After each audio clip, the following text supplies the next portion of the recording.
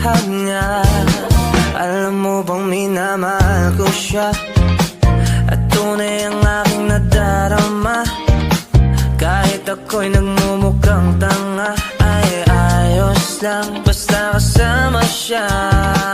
Kahit sabihin pa ng iba, nababaliw na akong talaga.